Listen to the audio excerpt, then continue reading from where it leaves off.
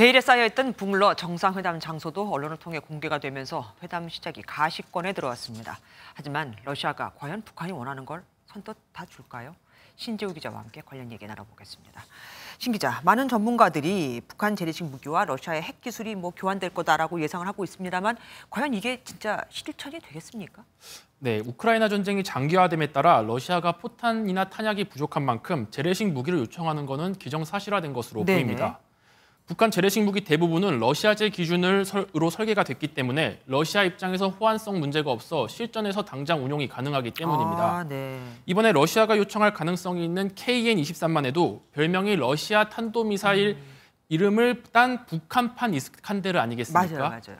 반면 북한은 위성이나 핵 추진 잠수함에 쓸 첨단 기술을 원한다고 알려져 있지만 초고급 기술을 러시아가 쉽게 넘겨주진 않을 것으로 보입니다. 대신 북한이 부족한 원자재나 물자를 제공하거나 은퇴한 핵 기술자 파견 등을 대안으로 제시할 가능성은 있습니다.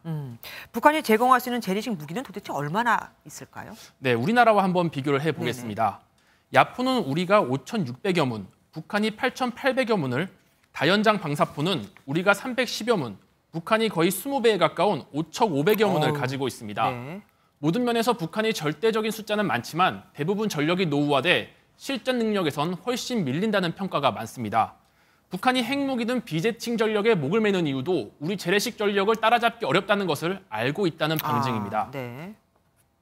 북한의 포탄 보유 규모는 아직 알려진 바가 없지만 러시아가 필요한 만큼의 생산 능력을 보유했다는 것이 전문가들의 분석입니다.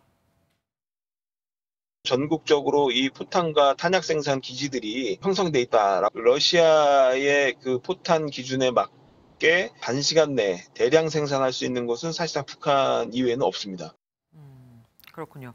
그리고 북한은 김정은 위원장이 평양을 출발하라서 이틀 뒤에 관련 보도를 했습니다. 이유가 있을까요? 네, 아무래도 김 위원장의 안전 문제 때문에 보도 출발을 이틀 정도 늦게 한 것으로 보입니다. 이미 일주일 전쯤 뉴욕타임스에서 관련 보도가 나오면서 김 위원장의 열차 동선이 사실상 공개돼 버리지 않았습니까? 김 위원장은 자신의 움직임을 살펴보는 미국 정찰 위성을 상당히 두려워한다고 전해지는데요. 그제 저녁에 출발해 오늘 새벽에 러시아에 들어가는, 즉 정찰이 어려운 어두운 시간에 집중적으로 움직이면서 안전에 만전을 기하는 모습이었습니다. 네, 알겠습니다. 지금까지 정치부 신재우 기자와 함께했습니다. 고맙습니다. 안녕하세요, 김주하입니다. 공정하고 신속한 MBN 뉴스, 유튜브를 통해서도 만나보실 수 있습니다. 특히 더 많은 뉴스와 라이브를 보고 싶으시다면 오른쪽을 눌러서 구독하시면 됩니다. 어렵지 않죠? 빠르고 정확한 뉴스로 계속 찾아뵙겠습니다. MBN 뉴스를 시청해주신 여러분 고맙습니다.